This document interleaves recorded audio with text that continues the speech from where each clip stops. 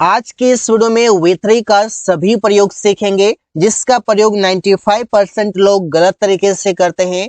V3 का मतलब है किया हुआ, किया जाता है, चुका है, जा रहा है, चुके थे, लिया होगा, चुका है, किया गया। ऐसे कई सारे जगहों पर वी3 का प्रयोग होता है। इस वीडियो में सीखेंगे वी3 का प्रयोग किस कंडीशन में करते हैं, किस सिचुएशन में करते हैं, क्या स्ट्रक्चर होता है। इस वीडियो में सब कुछ सीखेंगे। Use of past participle. Past participle वी3 होता है, जिसका प्रयोग कुछ इस तरीके से करते हैं। अमन ने उबला हुआ अंडे खाया। उबला हुआ, तो उबला हुआ जैसे है उबला हुआ, खोया हुआ, गिरा हुआ, तो वहां पर यहाँ पे इस तरीके से बोलते हैं। अमन एट बॉइल्ड एग्स। यहाँ पर देखिए वी3 मतलब कि वर्ब का थर्ड फॉर्म होता है और ये पास्ट पार्टिसिपल है। ये सेंटेंस में काम करेगा एक एडजेक्टिव के रूप में, मतलब कि वी3 के तुरंत बाद एक नाउन भी आएगा इस तरीके से। जैसे रमेश ने रिपेयर किया हुआ मोबाइल खरीदा। पहले बनाइए, रमेश ने मोबाइल खरीदा। रमेश बॉट, रमेश खरीदा, क्या खरीदा? रिपेयर किया हुआ मोबाइल। ये एक साथ है। रिपेयर किया हुआ मतलब रिपेयर्ड, मोबाइल मतलब मोबाइल भी लिख सकते हैं, फोन भी लिख सकते हैं। उसने लिखा हुआ पत्र पढ़ा। उसने पढ़ा, ही रेड। लिखा हुआ पत्र, आ रिटन लेटर। तो जो कोई काम कंप्लीट हो गया है उसी के लिए आप प्रयोग करते हैं, क्योंकि वी4 भी प्रेजेंट पार्टिसिपल होता है और इसका भी इस तरीके से होता है। जैसे कि आप कह सकते हैं अलग अलग तरीके से आप बोलते हैं, गिरा हुआ, खाया हुआ, लेटा हुआ, सोया हुआ। जैसे कि एक वर्ड लेते हैं सोया हुआ। अब ये सोया हुआ का क्या मतलब है? यहाँ पर स्लेप्ट होगा वी3 में या फिर स्लीपिंग होगा वी4 में?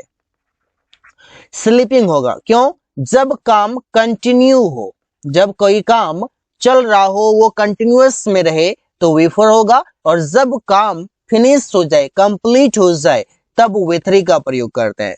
इससे कि हम बोल सकते हैं मरा हुआ। अब मरा हुआ का मतलब है मरने का काम फिनिश हो गया, वो मर गया है, यहाँ पर हो जाएगा डाइट, या फिर आप डेड भी बोल सकते हैं। इस दोनों तरीके से बोला जाता है, लेकिन डाइट वी3 में हो जाएगा। और इसी तरीके से आप बोल सकते हैं लेटा हुआ। अब लेटा हुआ बोले तो क्या हो गया? लेटना का मतलब होता है लाई, लाइंग हो जाएगा यहाँ पर।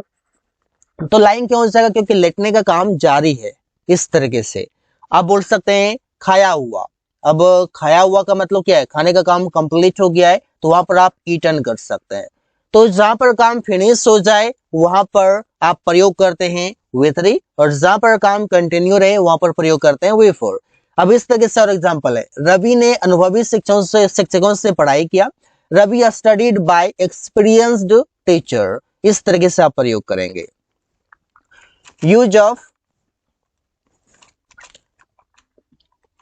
यूज ऑफ वी3, जिसका मतलब है कोई काम किया जाता है।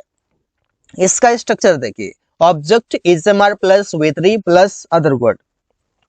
कोई काम किया जाता है, सड़क बनाया जाता है, गली सजाया जाता है, कमरा साफ किया जाता है, रवि को पीटा जाता है, मोबाइल चलाया जाता है। इस तरीके से आप प्रयोग करते हैं। जैसे गली सजाया जाता है, तो सबसे पहले लिखेंगे नाउन जो रहेगा द स्ट्रीट। इजएमआर में से तीनों में से एगो लाएंगे। सब्जेक्ट है, यहाँ पर ये स्ट्रीट सिंगुलर है तो इज आ जाएगा।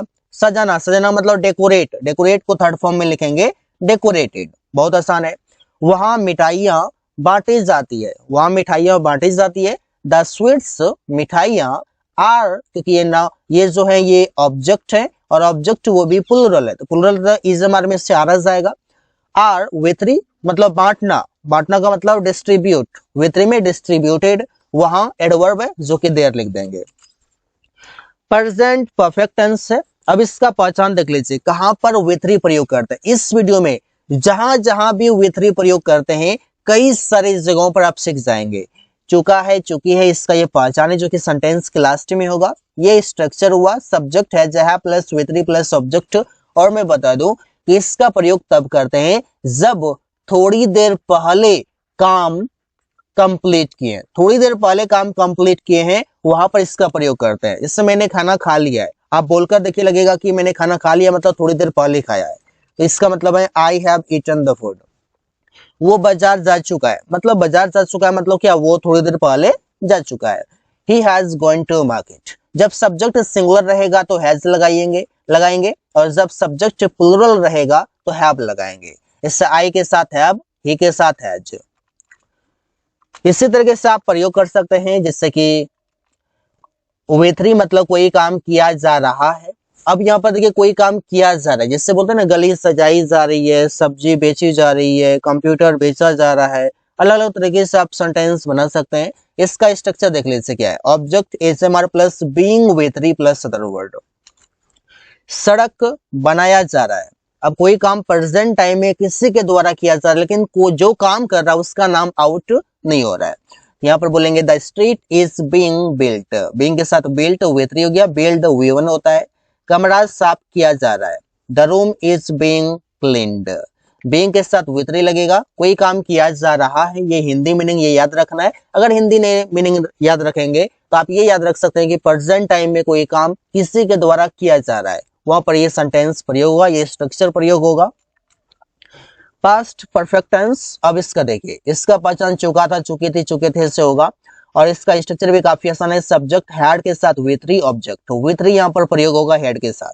अमन घर जा चुका था, Aman had gone to house. अगर मैं बता दूं कि इसका क्या सिचुएशन है, किस सिचुएशन में प्रयोग करते हैं, तो सिचुएशन हो जाएगा कि कोई काम बहुत पहले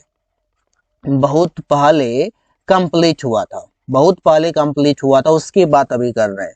अमन घर जा चुका था, Aman had gone to house. हम लोग क्रिकेट खेल चुके थे। We had played cricket, played with 3 है, गॉन with 3 है, जो कि हैड के बाद आया हुआ है। फ्यूचर परफेक्ट टेंस, अब इसका प्रयोग कब करते हैं, इसका प्रयोग करते हैं कोई काम कर चुका होगा, कोई काम कर चुकी होगी, कोई काम कर लिया होगा, तीनों तरीके से हिंदी में बोला जाता है। सब्जेक्ट होगा will have plus with 3 plus object होगा। एग्जाम्पल देखते हैं, सीता गाना गा चुकेगी। अब इसका सिचुएशन क्या है, सिचुएशन ये है कि फ्यूचर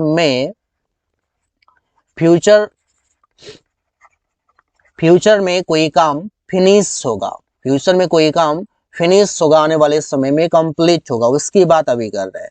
सीता गाना गा चुकेगी, सीता विल हैव संग अ सॉन्ग, सिंग का मतलब होता है गाना, सिंग का with 3 संग हो जाएगा। अब यहाँ पर आप देखिए कि संग हो गया विल हैव के साथ, अब यहाँ पर लग रहा है कि गा चुकेगी, अब इसमें कंफर्म नहीं हो रहा है। अगर आप फ्यूचर का कोई टाइम लगा देंगे तो आपको कंफर्मेशन मिल जाएगा कि नहीं ये सही है। हम लोग जा चुकेंगे, हम लोग कल इस समय जा चुकेंगे, अब थोड़ा कंफर्मेशन मिल रहा है, तो we will have gone this time tomorrow. देखिए, we will have gone this time tomorrow, हम लोग इस समय कल जा चुकेंगे। इस तरीके से सेंटेंस बनाया जाता है। यूज ऑफ with 3 इसका मतलब है कोई काम किया जा चुका है। जैसे object has have plus been plus with 3 plus other word होगा। जैसे कल काम किया जा चुका है, कोई काम किसी के द्वारा किया जा चुका है, वो भी थोड़ी देर पहले किसी के द्वारा किया जा चुका है, और जो काम किया है उसका नाम पता नहीं। यहाँ पर हमारा फोकस है जो काम हुआ है उस पर। The work has been done, काम किया जा चुका है कल, यस्टरडे। इस तरीके से उसे पत्र भेजा जा चुका है, the letter has been sent, पत्र भेजा जा चुका है टू हिम, उससे। इस तरीके से प्रयोग किया जाता है। अब अगला वर्ड है with 3, इसका मतलब है कोई काम किया जा रहा था, किसी के द्वारा कोई काम किया जा रहा था, पास्ट में काम कंटिन्यूअस था, कंटिन्यू था, किसी के द्वारा किया जा रहा था। Object was a verb plus being plus with 3 plus other word structure रहेगा। सिचुएशन आपको समझ में आ गया है कि कोई काम किसी के द्वारा किया जा रहा था पास्ट में, और फोकस हमारा ऑब्जेक्ट पर था, जो कोई काम था उस पर। जैसे बाजार में कल आम बेचा जा रहा था। The mango was being sold in the market yesterday. तो बीइंग सोल्ड यहाँ पर देखिए with 3 का प्रयोग हुआ है, तो इस तरीके से प्रयोग किया जाता है। कोई काम किसी के द्वारा किया जा रहा था और हमारा फोकस किस पर है, आम पर है, ना कि जो बेच रहा था उस पर। क्लास में अंग्रेजी बोला जा रहा था, कौन बोल रहा था नहीं पता, लेकिन बोला जा रहा था, हमारा फोकस अंग्रेजी पर है। तो English was being spoken in the class, speak का with 3 स्पोकन होता है। इस तरीके से प्रयोग करते हैं। अगला वर्ड होगा with 3 मतलब कोई काम किया गया, जैसे object was a word plus V3 plus other word होगा। जैसे उसे पैसे दिया गया, ही वॉज गिवन मनी, अब कोई काम किया गया, जिससे कि बोलते हैं कि मोबाइल बेचा गया। अलग अलग तरीके से प्रयोग कर सकते हैं। तो यहाँ पर सबसे पहले ऑब्जेक्ट होगा, अब पैसे दिया गया, कौन दिया नहीं पता, किसको दिया, उससे दिया, उससे का यहाँ पर लिखा जाएगा ही। वॉज वर्ड में से वॉज, क्योंकि ही के साथ वॉज आएगा। V3 में लग जाएगा यहाँ पर देना मतलब गिव, गिव का थर्ड फॉर्म गिवन। और अदर वर्ड में या ऑब्जेक्ट में गिवन का ऑब्जेक्ट यहाँ पर मनी आ जाएगा। वहां मैच खेला गया, the match was played there, play का थर्ड फॉर्म प्लेड हो गया। The match the match was played there, match वहां खेला गया। इस तरीके से किया जाता है। I hope you understand. V3 मतलब कोई काम किया जा चुका था, जिससे object had been plus V3 plus other word, जिससे कार खरीदा जा चुका था। अलग अलग तरीके से आप बोल सकते हैं, कार खरीदा गया था, ऐसे भी आप बोल सकते हैं। तो सेंटेंस जैसे ये आएगा, इसका मतलब है कि कोई काम पास्ट में बहुत पहले किया जा चुका था, कंप्लीट किया जा चुका था, बहुत पहले काम कंप्लीट किया जा चुका था, इस तरीके से बोल सकते हैं। इसे the car had been bought, इस तरीके से बोल सकते हैं, कार खरीदा जा चुका था। रवि को दिल्ली भेजा जा चुका था, Ravi had been sent to Delhi, Ravi had been sent to Delhi, Ravi को दिल्ली भेजा जा चुका था, किसी के द्वारा किया जा चुका था। आपको क्या याद रखना है, एक तो ये कि हिंदी मतलब क्या है, स्ट्रक्चर क्या है, और सिचुएशन क्या है। If you understand three things, just you have to speak, you have to make sentences without any doubt.